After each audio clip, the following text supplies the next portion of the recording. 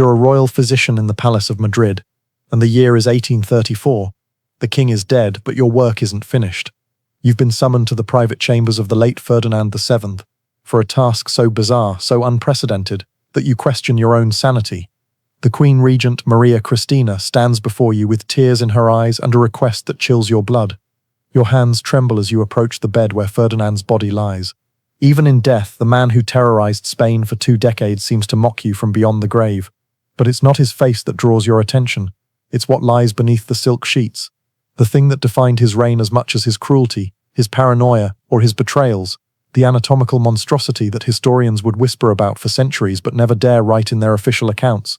Ferdinand VII's member, his grotesquely oversized, bizarrely shaped endowment that was simultaneously the source of his deepest shame and his most twisted pride. As you begin the preservation process, your mind wanders to the stories you've heard whispered in the palace corridors. Stories of special cushions, of screaming wives, of desperate attempts to produce an heir despite nature's cruel joke.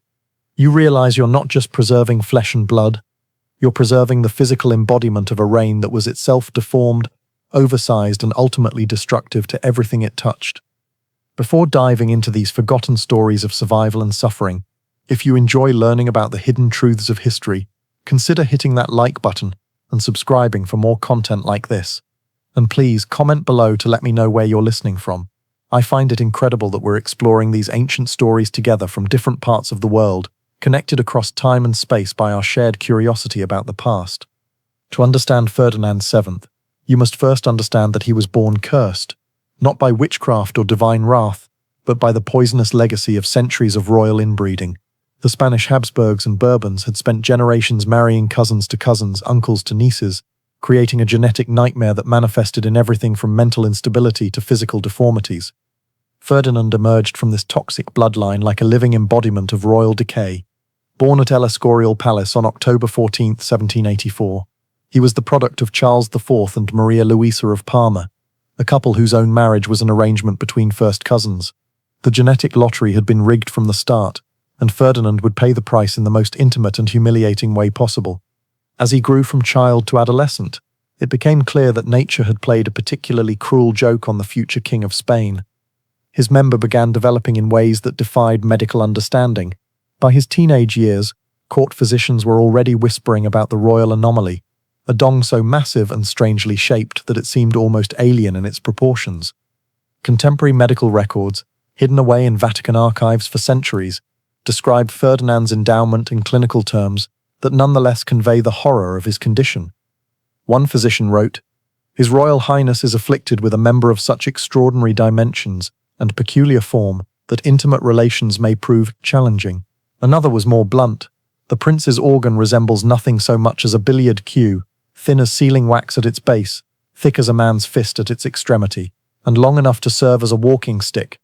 The psychological impact on young Ferdinand was devastating. In an era when male anatomy was judged by classical Greek standards, where smaller was considered more refined, more aristocratic, Ferdinand's massive member marked him as a freak of nature.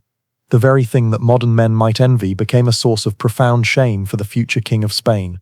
Ferdinand's childhood was a masterclass in dysfunction that would have broken a stronger man, and instead forged a tyrant.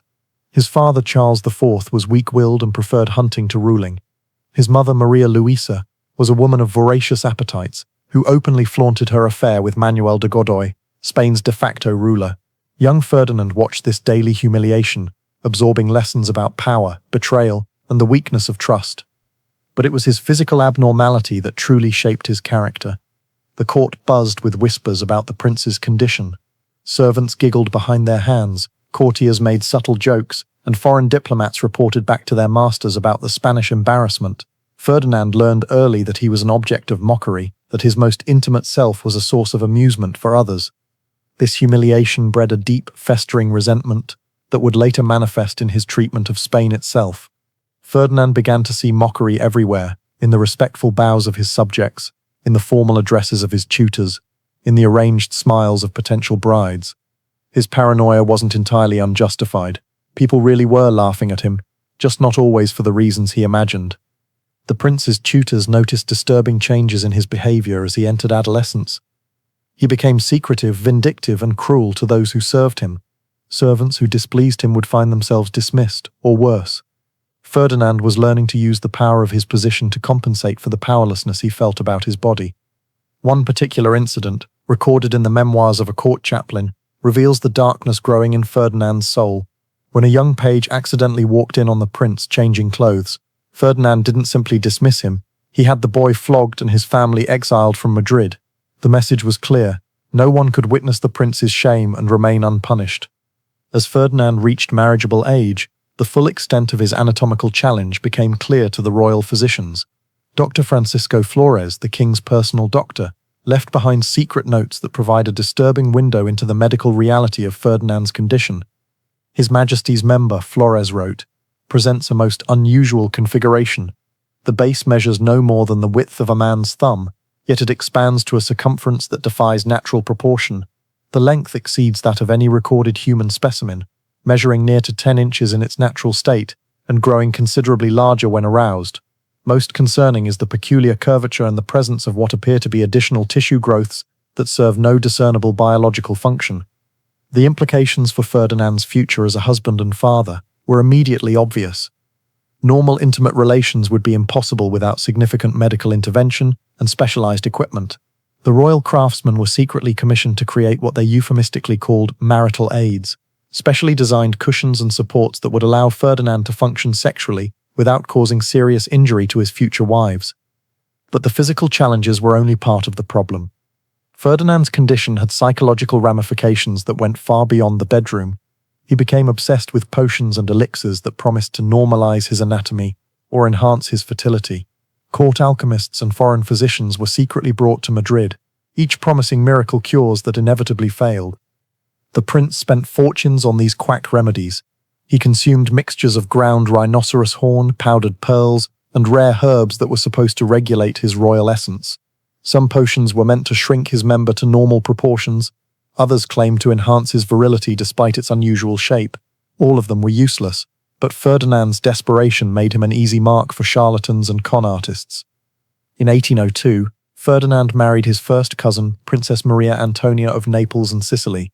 The match was arranged when both were still teenagers, and Maria Antonia arrived in Madrid with romantic notions about her future husband. She had heard he was called the Desired One by some of his supporters, and imagined herself marrying a fairy tale prince. The wedding ceremony was magnificent, as befitted the union of two royal houses. The cathedral filled with music, the streets of Madrid echoed with celebration, and the young couple looked every inch the perfect royal partnership. Maria Antonia was beautiful, intelligent, and genuinely excited about her new life. Ferdinand, for his part, seemed almost normal in public, charming, attentive, and appropriately romantic. But royal weddings end, and wedding nights begin.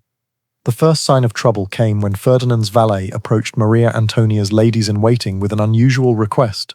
Special preparations were needed for the royal bedchamber, equipment that the ladies didn't understand but were assured was customary for royal couples. Custom-made cushions were brought in, along with bottles of oils and salves, and various implements that seemed more medical than romantic. Maria Antonia, sheltered and innocent as most royal brides of her era, understood none of this. Her education had been strictly religious, focusing on languages, music, and courtly etiquette. The basic facts of married life had been explained to her in the vaguest possible terms by nervous older women who themselves knew little about the specific challenges she was about to face. When Ferdinand entered the bridal chamber, Maria Antonia's first glimpse of her husband's naked form sent her into hysterics. One lady-in-waiting, writing years later, described the scene. Her Majesty began screaming as though she had seen the devil himself. She backed against the wall, pointing and crying, "Monster, monster," until we feared she had lost her reason entirely. Ferdinand's member, described by witnesses as resembling a great club with a thin handle, was unlike anything the sheltered princess had imagined possible. The sheer size of it terrified her, but it was the bizarre shape, the way it curved and twisted, the strange growths along its length, the almost alien appearance of the whole apparatus, that truly broke her composure. What followed was less a romantic wedding night than a medical procedure. Ferdinand's specially trained physicians had to be called in to explain to the horrified princess what would be required of her. The custom cushions were arranged, the oils applied, and a process began that was more akin to surgery than lovemaking. Contemporary accounts, hidden in private letters between court physicians, describe a scene of almost surreal dysfunction. Ferdinand required the specially designed pillow to support his massive member, preventing it from causing injury to himself during intimate relations. Even with these aids, the process was so traumatic for Maria Antonia that she required laudanum to endure it. The psychological impact on both partners was devastating. Ferdinand, already paranoid and insecure about his condition, became even more twisted when faced with his wife's obvious revulsion. Maria Antonia, meanwhile, developed what modern psychologists would recognize as severe sexual trauma. She began taking larger and larger doses of laudanum, eventually becoming addicted to the substance as a way to escape the horror of her marital duties. Their attempts to produce an heir became a ritualized nightmare that repeated itself with tragic regularity. Ferdinand would summon his physicians, who would prepare the chamber with its specialized equipment. Maria Antonia would be dosed with enough laudanum to make her compliant but not catatonic. The procedure would be performed with clinical efficiency, after which both parties would retreat to separate wings of the palace to recover from their ordeal. As months turned to years without a successful pregnancy, Ferdinand's desperation reached new heights. He became convinced that his wife's obvious disgust was somehow preventing conception, and he began experimenting with increasingly bizarre methods to overcome what he saw as her feminine weakness. Court records reveal that Ferdinand ordered the creation of special restraints that would hold Maria Antonia in position during their intimate encounters, preventing her from pulling away or expressing her revulsion.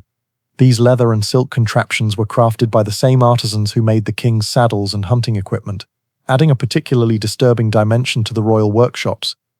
The king also became obsessed with timing their encounters according to astrological charts and lunar cycles. He consulted with astronomers, astrologers, and even practitioners of darker arts, who promised to align the stars in favor of royal conception. The palace became a haven for charlatans selling fertility potions, magical amulets, and ritual ceremonies that promised to overcome the curse of Ferdinand's deformed anatomy. One particularly desperate episode involved Ferdinand's consultation with a wandering mystic, who claimed to be from the Orient. This supposed wise man convinced the king that his member's unusual shape was actually a sign of divine favor, that he was blessed with the dragon's rod and needed only the proper rituals to unlock its fertility potential. For 3 months, Ferdinand subjected himself and his wife to bizarre ceremonies involving incense, chanting, and positions that were supposedly based on ancient Chinese texts. Twice, miraculously, Maria Antonia did become pregnant. The court rejoiced, Ferdinand's confidence soared, and Spain held its breath waiting for the birth of an heir to the throne. But both pregnancies ended in devastating miscarriages that left the royal couple more traumatized than ever. The first miscarriage, in 1804, occurred in the 4th month of pregnancy. Court physicians attributed it to the unusual stresses placed upon Her Majesty's delicate constitution. What they meant, but could never say openly, was that Ferdinand's anatomical abnormality had made the sexual act so traumatic that Maria Antonia's body couldn't sustain a pregnancy to term. The second miscarriage in 1805 was even more devastating. This time, Maria Antonia carried the child almost to full term, before losing it in a labor so difficult and bloody that it nearly killed her. The Queen never fully recovered from this ordeal, and her addiction to laudanum became so severe that she was essentially a walking ghost for the remaining 2 years of her life.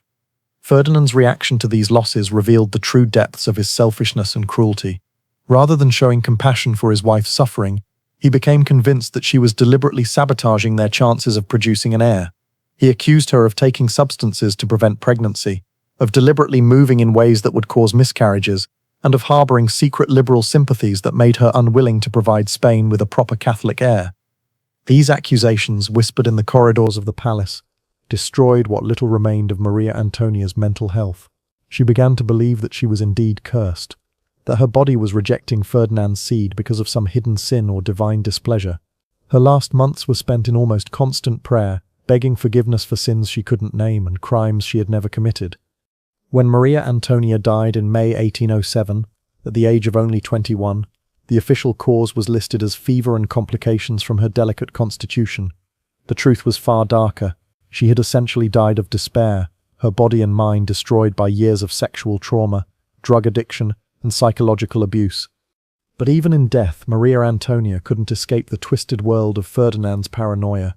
Rumors immediately began circulating that she had been poisoned, not by political enemies, but by Ferdinand himself, who had grown tired of her failures as a wife and wanted to start fresh with a new bride who might be more successful at producing an heir. These rumors were fueled by the suspicious death of the palace apothecary, who was found dead in his chambers just days after Maria Antonia's passing. He had left behind a cryptic letter that was immediately seized by Ferdinand's agents and never seen again. Some whispered that the letter contained confessions about poisons administered to the Queen. Others believed it revealed the true nature of Ferdinand's medical condition and the impossible demands placed on his wife. Ferdinand's behavior following Maria Antonia's death was telling. While he made the appropriate public displays of grief, privately he seemed almost relieved. Within weeks he was already making inquiries about potential second wives, focusing particularly on women who had already proven their fertility by bearing children in previous marriages. The king's physicians, meanwhile, were working frantically to develop new treatments for his condition. If Ferdinand was to remarry successfully, they needed to find ways to make intimate relations less traumatic for his future wives.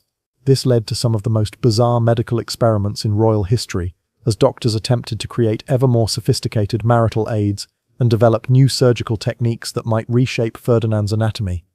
As Ferdinand approached his second marriage, his character was already showing the twisted traits that would later make him one of history's most despised monarchs.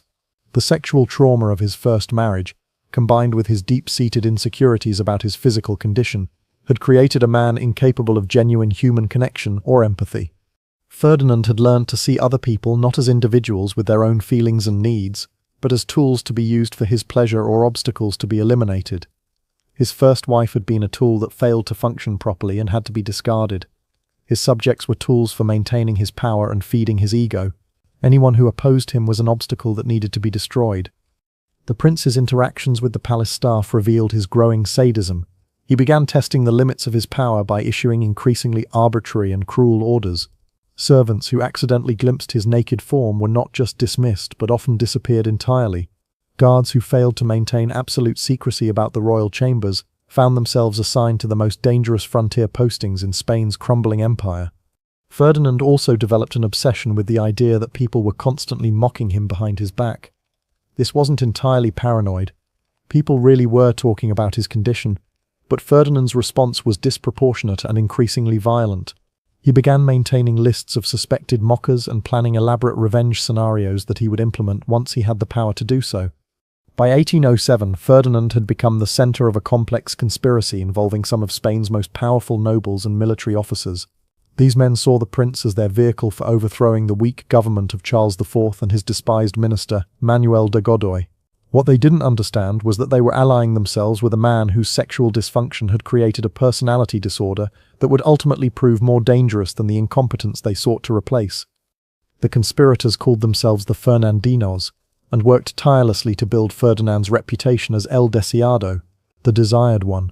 They spread propaganda about his intelligence, his patriotism, and his potential as a reformist king who would restore Spain to its former greatness. What they carefully concealed was their growing awareness of Ferdinand's psychological instability and his increasingly disturbing behavior toward anyone who crossed him.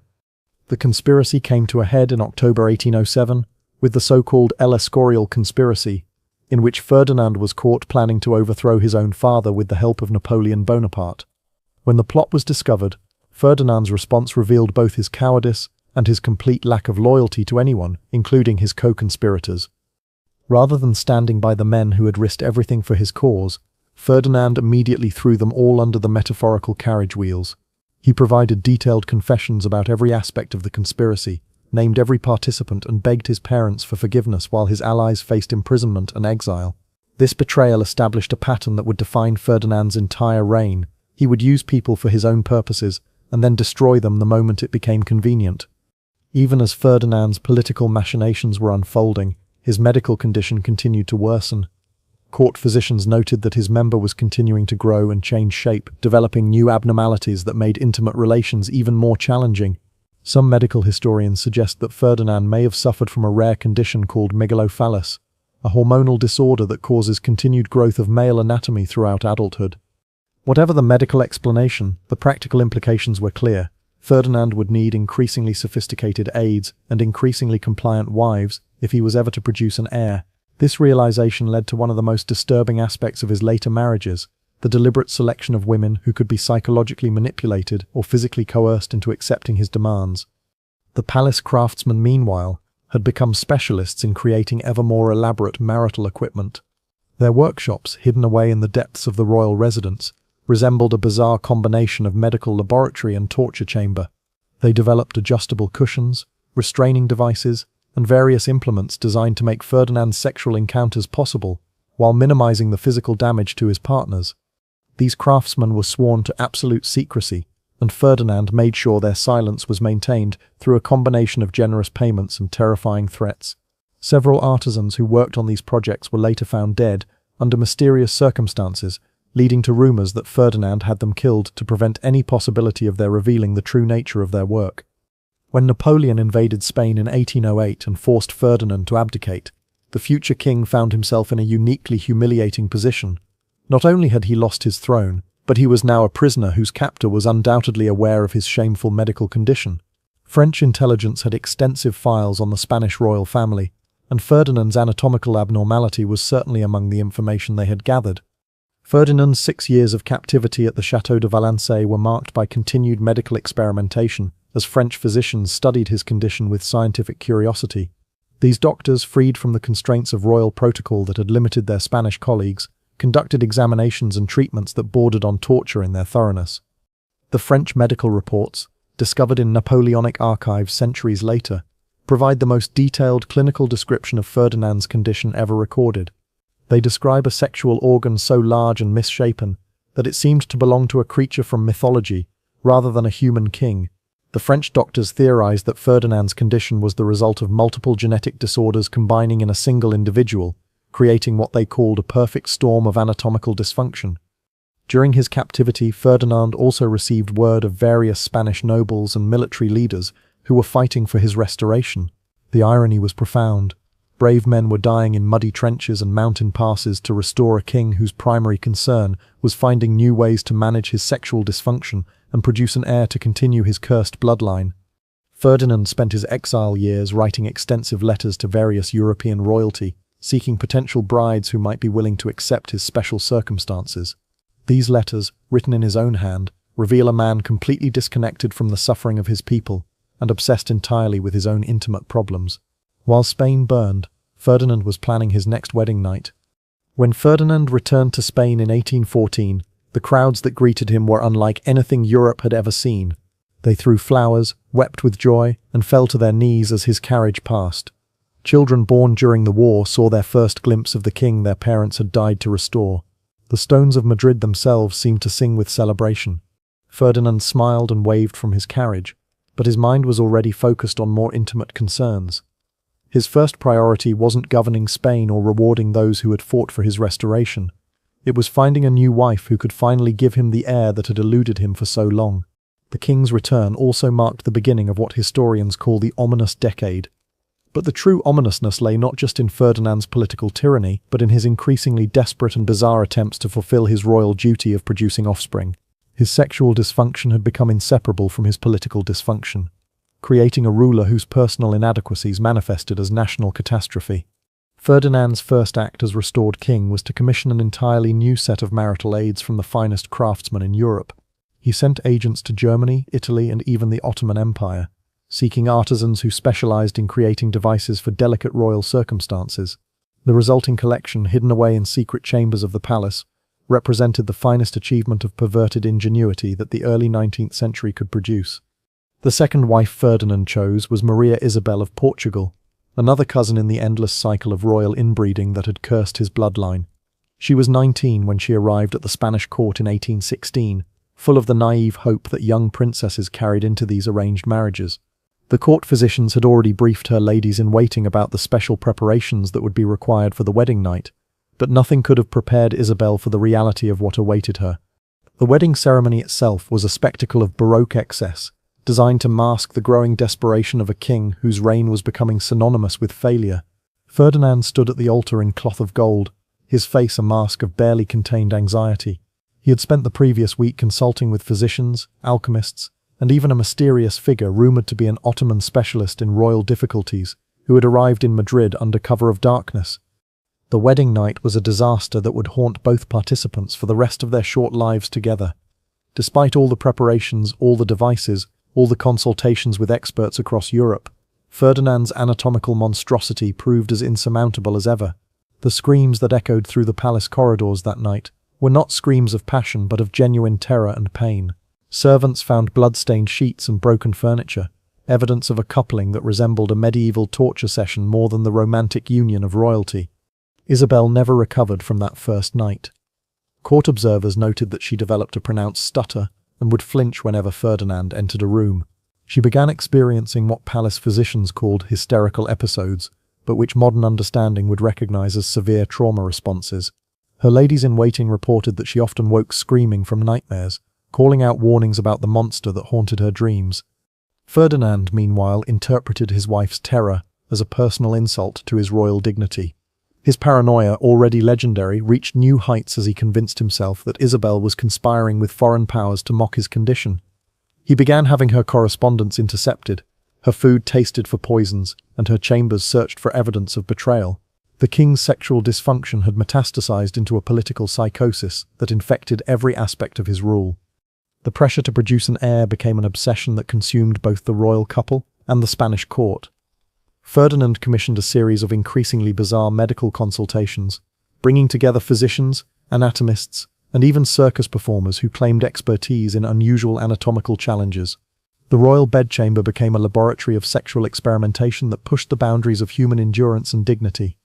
One particularly disturbing account, found in the private diary of a court physician who served during this period, describes Ferdinand's decision to invite foreign experts to observe his attempts at procreation.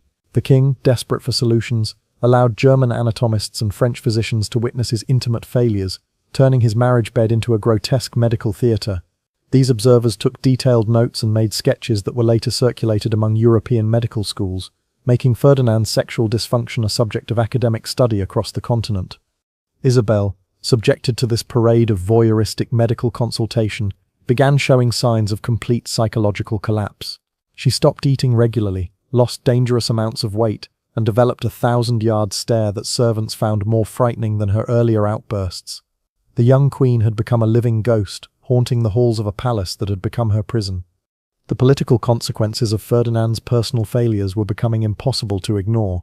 Spain's American colonies, already in revolt, pointed to their king's inability to produce legitimate heirs as evidence of divine displeasure with Bourbon rule.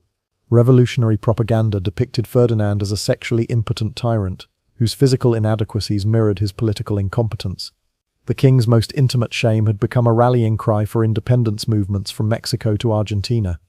Ferdinand's response to these challenges was characteristically paranoid and brutal. He launched a new wave of purges, targeting anyone suspected of spreading rumors about his condition or supporting colonial independence. The Inquisition, which he had restored upon his return to power, began investigating cases of sexual slander against the crown, creating a climate of terror where even private conversations between married couples could result in imprisonment or death. The king's obsession with secrecy reached absurd proportions. He ordered the construction of hidden passages throughout the palace, so that he could move between his chambers and Isabel's without being observed by servants. He had mirrors installed at strategic angles to detect potential eavesdroppers, and employed a network of spies whose sole job was to monitor palace gossip about the royal marriage. Meanwhile, Isabel's health continued to deteriorate under the combined assault of her husband's sexual violence and his psychological terror. Palace physicians noted that she had developed what they called phantom pregnancies, periods where she would exhibit signs of being with child, despite the impossibility of conception.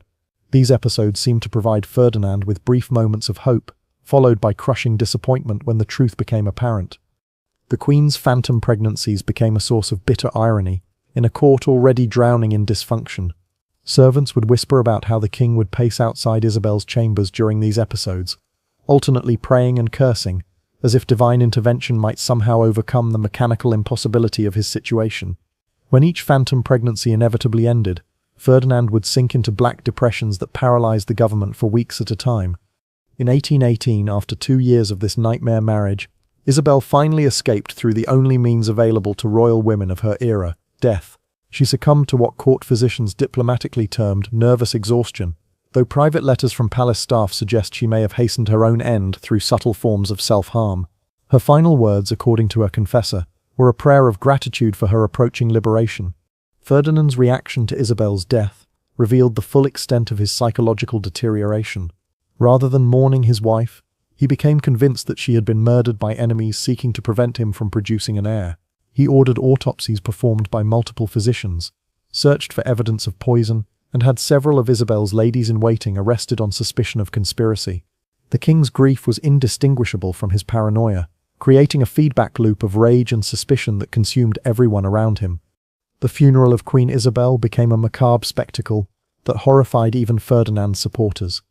The king insisted on viewing the body multiple times during the preparation process, touching the corpse and muttering about the wasted potential of her womb. He commissioned a death mask and had it displayed in his private chambers, where visitors reported seeing him conducting conversations with the lifeless face of his deceased wife. But Ferdinand's quest for an heir could not be delayed by grief or madness. Within months of Isabel's burial, his advisors were already negotiating for a third wife. The challenge now was finding a European princess willing to marry a king whose previous wives had met such grim fates and whose personal peculiarities were becoming legendary across the continent. The negotiations proved more difficult than expected. Several potential brides withdrew their candidacies after private consultations with physicians who had served at the Spanish court.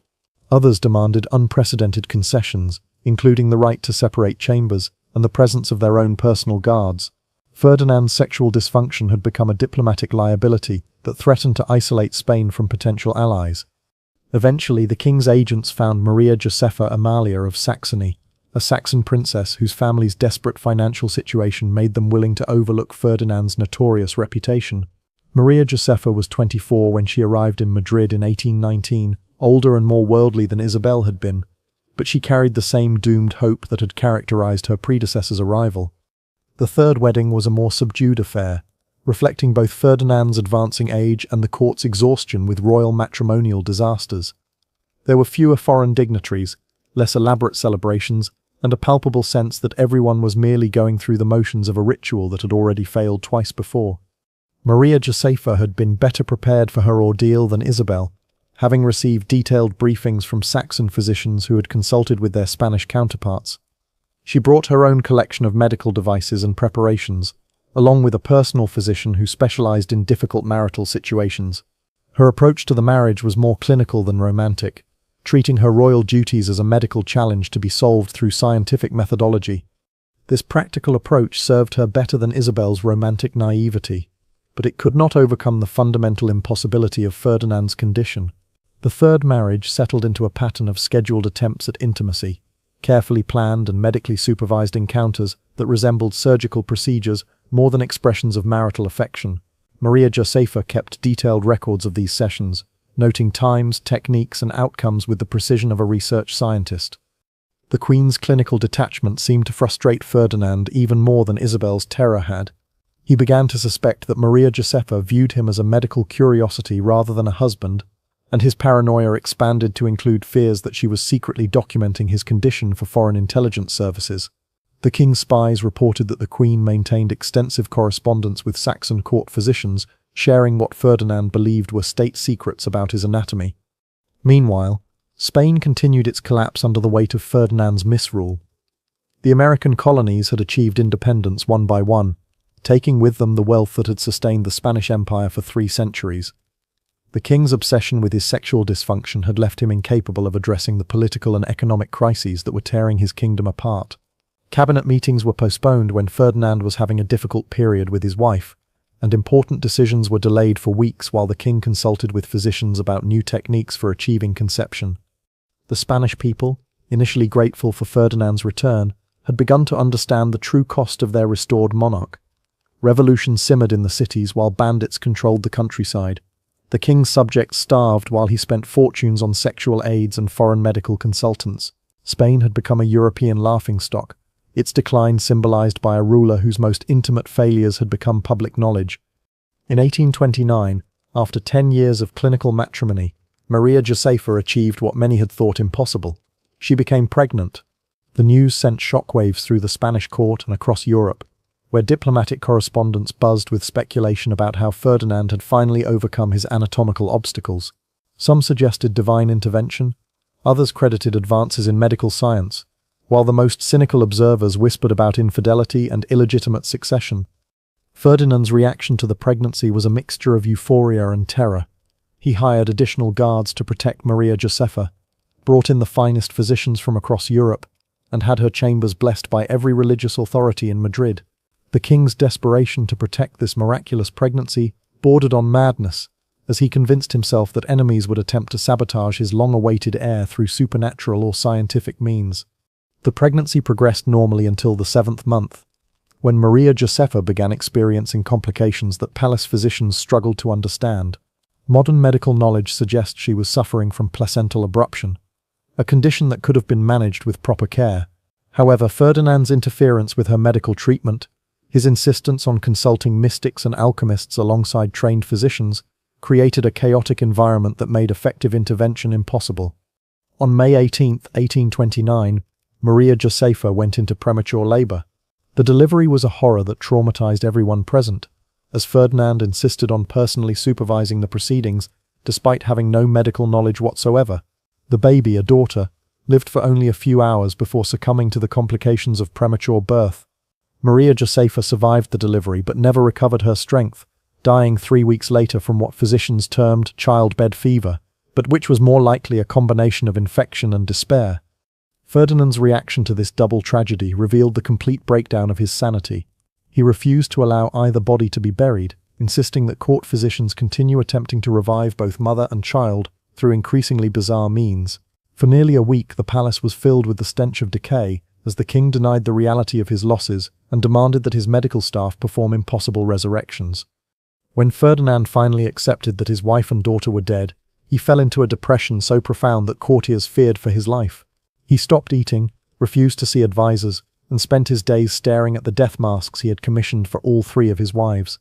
The king had become a living ghost, haunting his own palace while Spain crumbled around him. But fate had one final cruel joke to play on Ferdinand VII.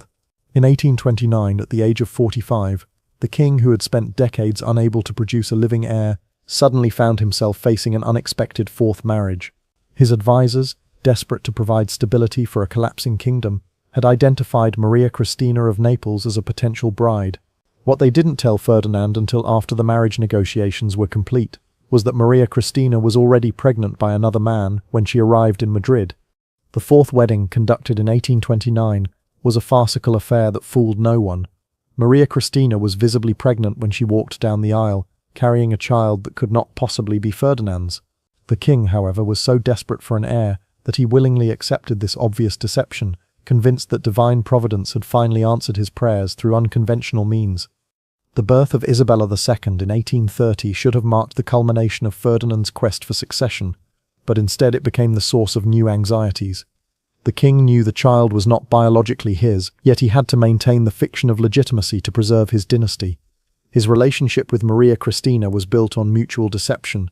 She pretended to respect him while he pretended to believe her child was his own. Ferdinand's final years were marked by the same sexual dysfunction that had defined his entire adult life, but now with the added burden of maintaining a fraudulent succession. He continued his desperate attempts at intimacy with Maria Cristina, hoping to produce a child that would actually be his own blood. These efforts, witnessed by the same parade of physicians and specialists who had observed his previous failures, became even more pathetic as his advancing age made success increasingly unlikely. The paranoia that consumed Ferdinand's final years manifested in ways that shocked even the cynical courtiers who had witnessed decades of royal madness. The king began conducting random inspections of his wife's chambers at all hours, bursting through doors with armed guards to catch Maria Cristina in imagined acts of treason. These midnight raids terrified the queen's ladies-in-waiting, who never knew when they might find themselves face to face with a wild-eyed monarch wielding accusations of conspiracy. Ferdinand's obsession with surveillance reached grotesque proportions. He had peepholes drilled into the walls between his chambers and Maria Cristina's, spending hours watching her through these crude spy holes like some demented voyeur. Palace servants reported seeing the king's eye pressed against these openings during his wife's most private moments, while she nursed their daughter, while she prayed, while she simply sat in contemplation. The queen, aware of this constant observation, began to move through her own rooms like a prisoner, carefully controlling every gesture and expression. The food-tasting rituals became elaborate ceremonies of suspicion that could delay meals for hours. Ferdinand insisted that not only must every dish be tasted, but that the tasters must wait 30 minutes between sampling and serving to ensure any slow-acting poisons would take effect. The king watched these unfortunate servants with the intensity of a hawk studying prey, searching their faces for any sign of distress that might indicate contamination. Several tasters collapsed from nervous exhaustion under this constant scrutiny, which only reinforced Ferdinand's belief that assassination attempts were imminent.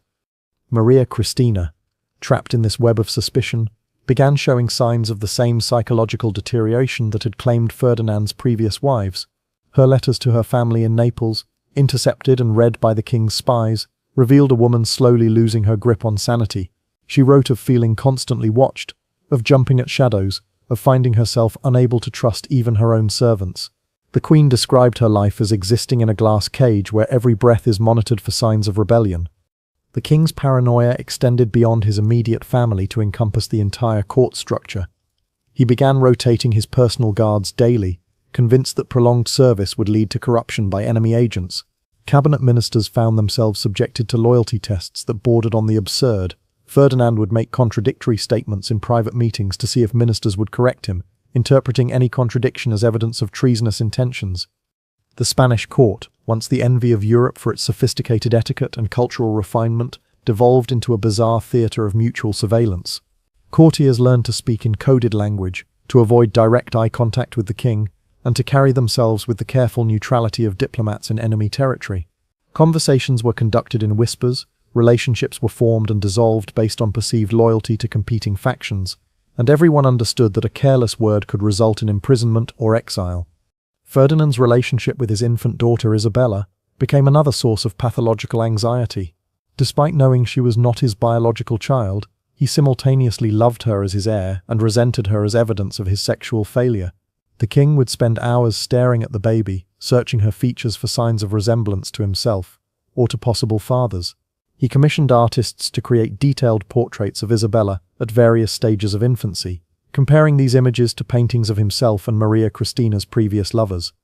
The question of Isabella's paternity tormented Ferdinand with particular intensity because it represented the ultimate triumph of his sexual dysfunction. Here was a child who would inherit his throne precisely because he had been unable to produce legitimate offspring. The irony was not lost on him that his greatest political success, securing the succession, was simultaneously his most profound personal failure. This contradiction ate at him like acid, poisoning his few moments of happiness with his daughter. Ferdinand began consulting genealogists and physiognomists, hoping to find scientific proof of Isabella's legitimacy that would quiet his doubts. These experts, well aware of the dangerous nature of their task, provided carefully ambiguous opinions that could be interpreted as supporting whatever conclusion the king preferred. Their written reports, preserved in palace archives, reveal the desperate creativity of scholars trying to satisfy an impossible royal demand, while preserving their own lives.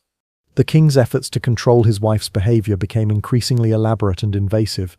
He assigned specific servants to monitor Maria Cristina's correspondence, requiring them to report not only the content of her letters but also her facial expressions while writing them. Ferdinand demanded detailed accounts of the queen's daily activities, including how long she spent in prayer, what books she read, and which courtiers she spoke with during public appearances. Maria Cristina's attempts to maintain some semblance of normal royal life under this scrutiny required tremendous psychological strength. She learned to compartmentalize her emotions, presenting a serene public face while privately struggling with the constant pressure of observation. Her personal diary, discovered centuries later hidden behind a false wall in her chambers, reveals the toll this surveillance took on her mental health. She wrote of feeling like an actress who must never break character, even in my dreams. The international implications of Ferdinand's paranoia began affecting Spain's diplomatic relationships. Foreign ambassadors reported back to their governments about the king's erratic behavior and the instability of his court. Marriage negotiations for European alliances stalled as potential partners questioned whether Spain could honor long-term commitments under such unpredictable leadership. Ferdinand's personal dysfunction was becoming a matter of international concern. The king's obsession with discovering assassination plots led him to see conspiracies in the most innocent activities.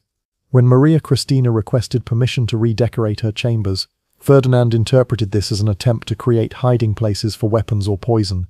When courtiers complimented the queen's appearance, the king wondered if they were using coded language to communicate treasonous messages. Even religious observances became suspect. Ferdinand questioned whether Maria Cristina's increased devotions were genuine piety or secret communications with foreign Catholic powers. The economic cost of Ferdinand's paranoia was staggering.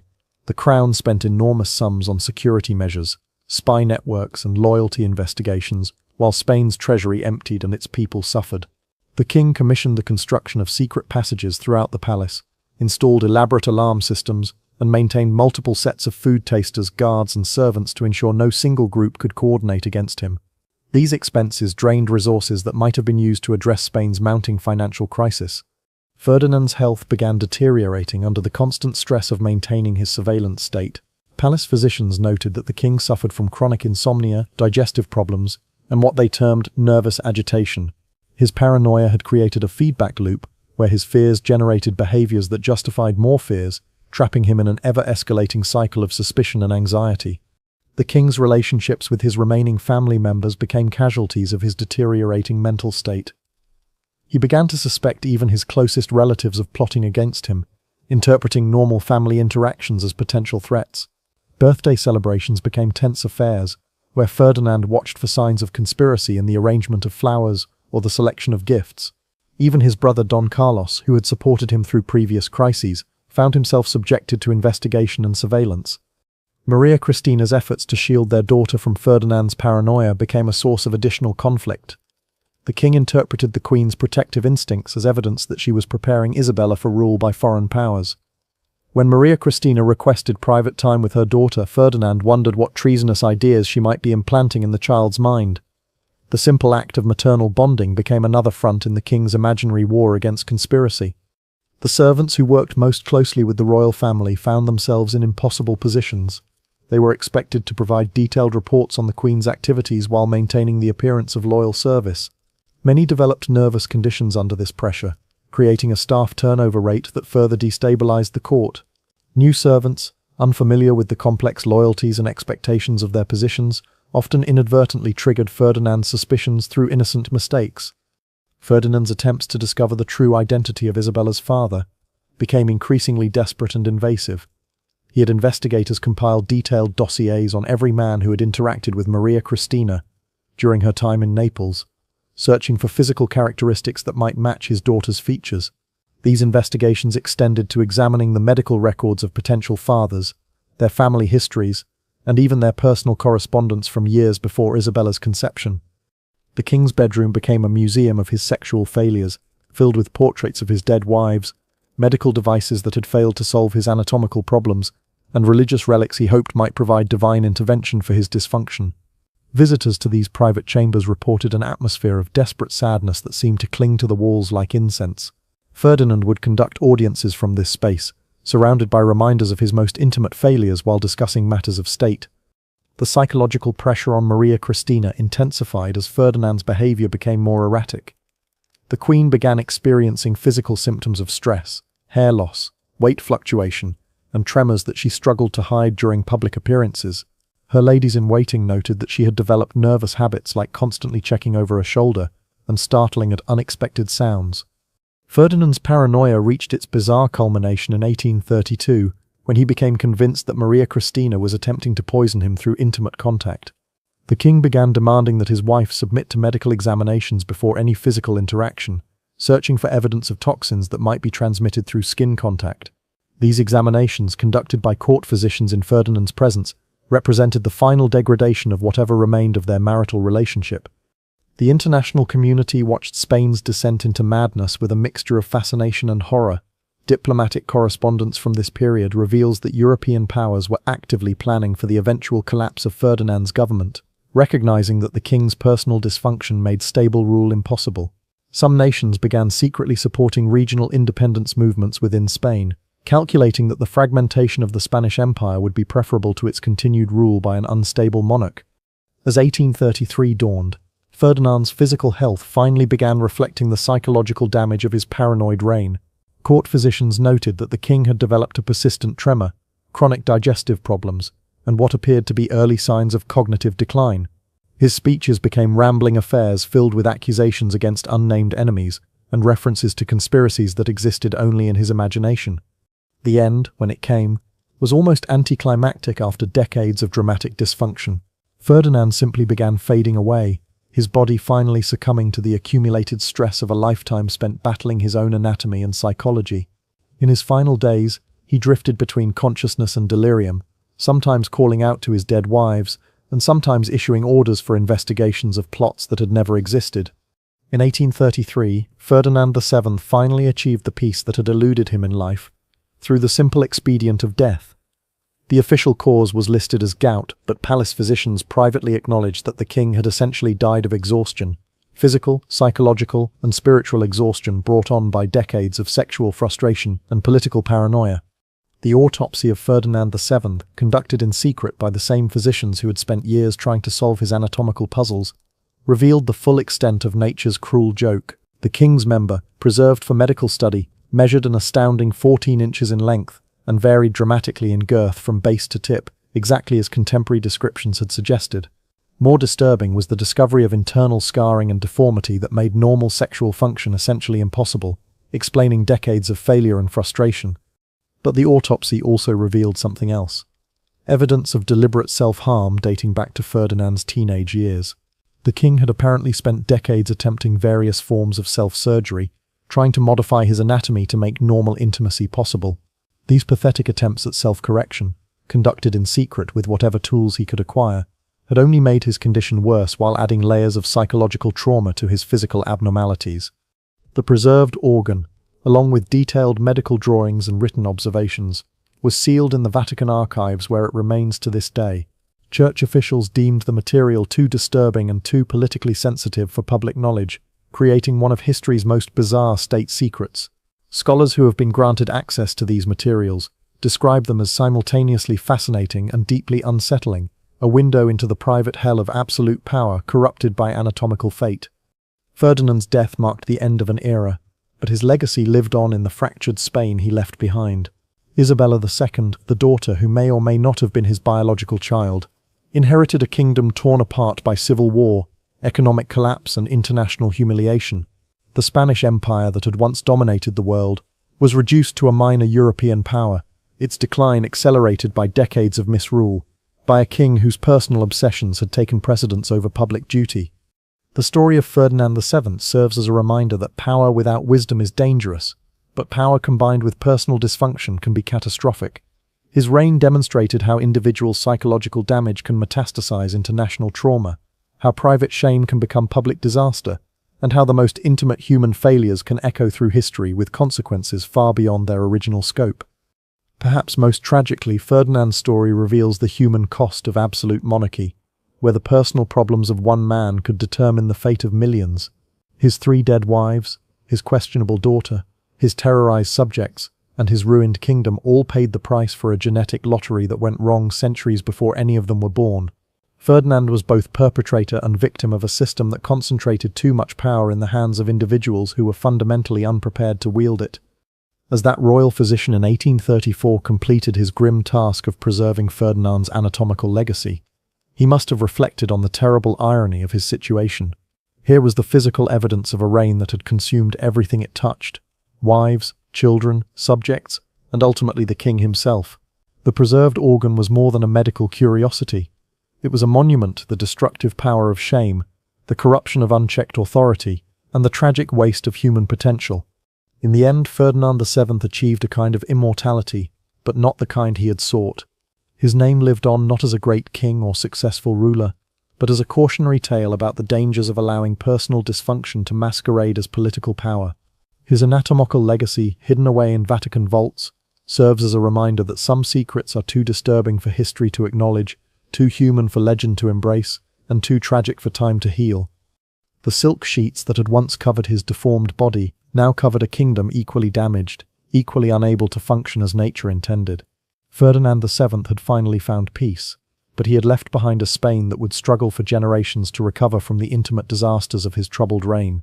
The most perverted king in history had ended as he had lived as a source of suffering for everyone, unfortunate enough to be touched by his power.